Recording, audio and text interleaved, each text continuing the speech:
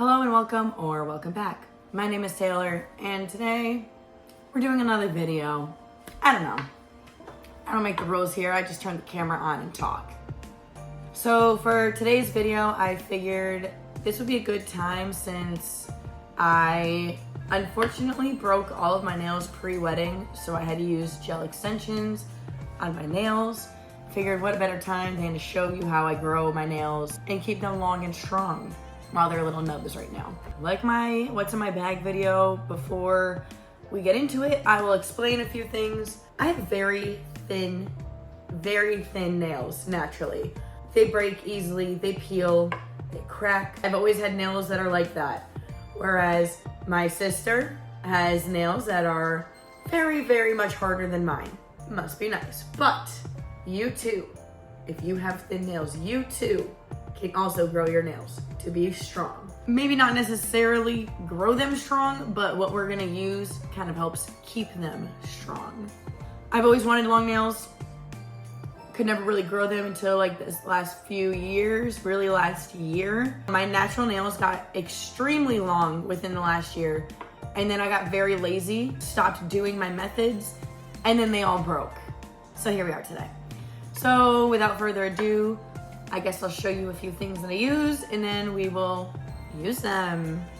There are really only 4 absolute things that you need in order to do what I am doing. For starters, nail files, whether they're like the buffing block kind or a buffing block itself, an actual nail file. You need something to shape your nails, obviously, and something to take that littlest bit of shine away before we, do them. Paper towels I don't have right next to me, but this is just rubbing alcohol. This is like 97 or 90%, I believe, rubbing alcohol. This does a really good job of taking away all of the moisture on your nails so that the product that we are using can stay on your nail longer and keep it strong. And then finally, the 2 things that kind of go hand in hand, an LED lamp, because, oh my God, my hands almost failed. You need an LED lamp because the product that we are using needs to get cured under the light. And then finally, Builder Nail Gel. This one I found on Amazon. I like it a lot. It does work really well. Sometimes it can cure a little too fast, and that's when you get like that burning sensation on your nails. When that happens, I just pull my hand out from the light and I'll stick it back in when it doesn't hurt anymore. This product comes with a brush, the gel, and if you want it to be crazy, it comes with nail forms. So you can, if you wanted to, give yourself gel extension tips with this product. I have done that before. It does work well, but you need to be really good at shaping the nail correctly and then also filing it in the correct shape. I personally just use this on top of my nails to act like a barrier between the gel polish and everything else. And I also like it because I feel like when I use this product on my nails, it doesn't damage my nails as much, as long as you remove it correctly. Obviously, that's with any nail product.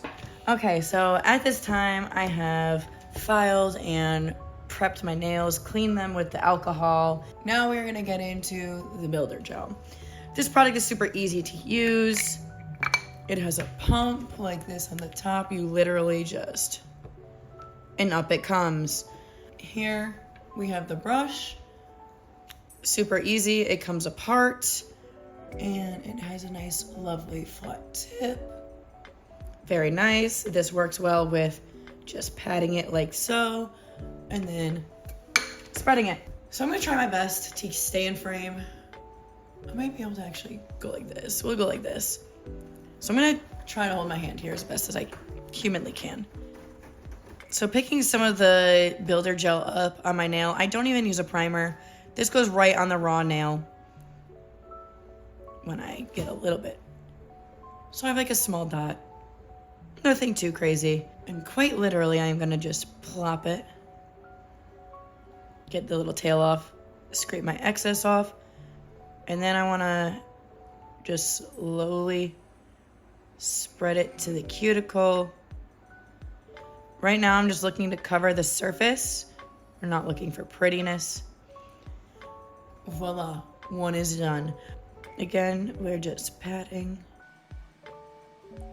And I'm going very little because I don't want this product to bleed into my nail bed. because if you put too much, it will get all over and be messy. This also takes a lot of practice. I am ambidextrous, so I can do this with both hands. I'm not amazing with my left hand, but it is good enough. I do eat left-handed, so I think that's kind of why I'm able to do this pretty decent. Now for my thumb. There's a little too much. So I now have one layer on. I'm gonna cure my hand and we'll be back. So first layer's on, it's cured. We're looking pretty good so far.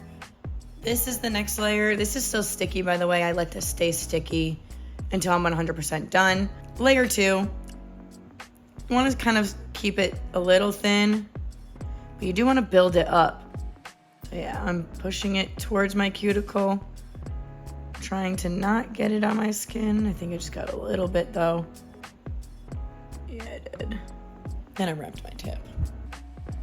They usually tell you to do that with nail polish in general, because typically lifting will happen from the tip of your nail versus at the cuticle. If there's lifting happening at the cuticle, then you might not have removed enough moisture. I try not to do too much though when it comes to sealing the tip of your nail, just because I don't want it to make my nail like really rounded, like so I can't scratch myself and actually have a satisfying itch. Layer 2 is on. Since this is just my natural nails, I will probably only keep it at 2 layers and then I'll probably just put like a nude nail polish on my nails. Keep it simple just because I am working this week. I work with kids doing art, so my nails will likely get destroyed this week because we're doing lots of painting and stuff.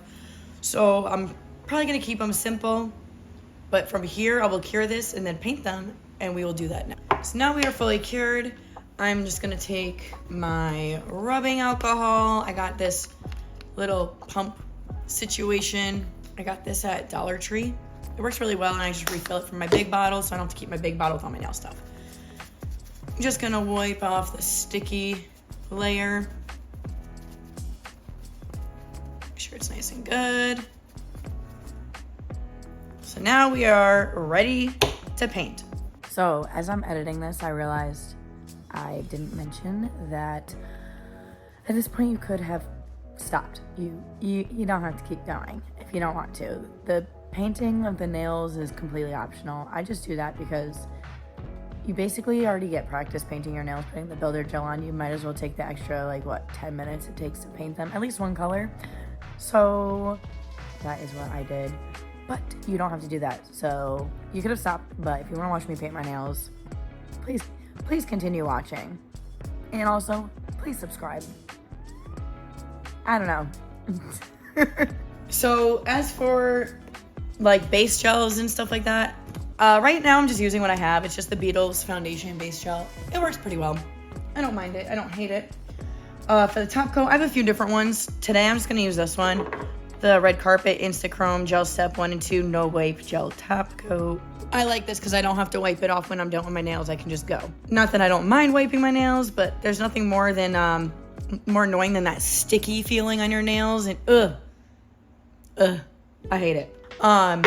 As for nail color, I will use some of the Beetles ones. I have a lot of those. I do also have a lot of this brand, Modelones. We are gonna do this color, 1213. It's like a dark brown. I figured it's kind of cooler today. It feels like we're going into fall. New England, we're at this time of year where it will be, winter in the morning and then summer by the end of the afternoon. So today when I got up, it was 65 degrees out, and we're gonna have a high of 80. So I'm gonna do this color. So we're just gonna base gel our nails, cure it, probably do 2 coats of this, cure it, 1 coat of this, cure it, and then we're done. When painting the base gel, I like to go very thin, just because this is much thinner consistency than the builder gel.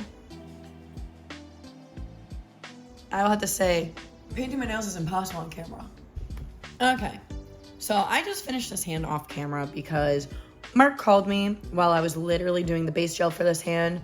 So I cured it, wiped it, and then while we were on the phone, I just I did this other hand. We were only on the phone for like 15 minutes and I did this start to finish in 15 minutes, which is actually shocking.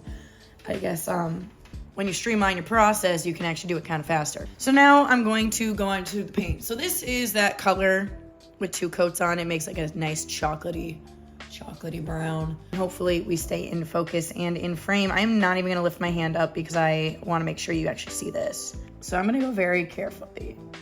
I like to push up towards my cuticle and then swipe it down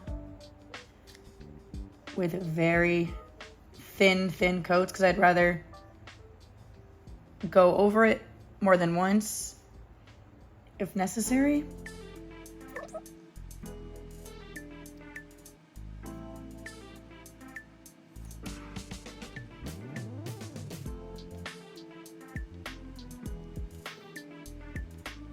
Maybe you can kind of see how I'm pushing it up and then spreading it.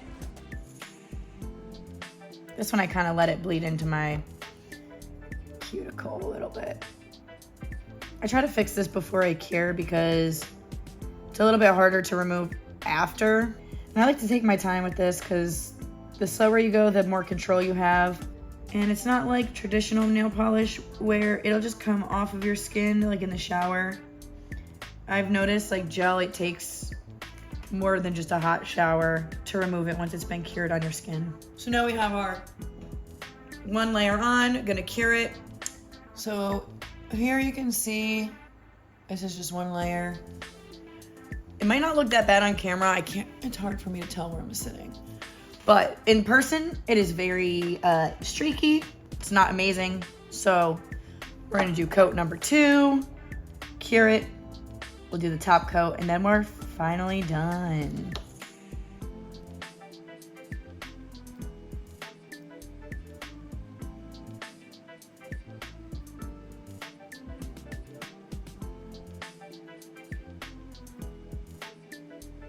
Finally, top coat time.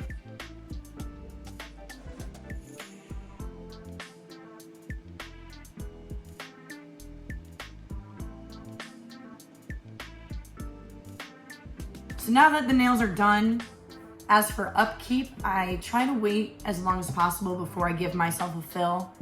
I try to wait till there's a good gap between the color and my skin. Then I will file down the tops, fill in what is missing, smooth it over on the top, and then do exactly what we did today after that first step of having builder gel on your nails. I find this is a lot less damaging to my nails than completely removing and then restarting every single time because it just gives your nails like a chance to chill underneath everything. The builder gel, once it cures, it's nice and hard. So it like my nails no longer get like flexible once the builder gel is on it. So I think that helps with me not breaking nails as often. That is basically all that I have for you today. If this video was helpful to you in any way, or you just like to watch nail videos, let me know in the comments below. If there's anything else you'd like to see that maybe I haven't done yet, you could also comment that below. Maybe I'll try it out, who knows? So to keep this outro super short and simple, thanks for watching. Be sure to subscribe, and I'll see you in the next one. Bye.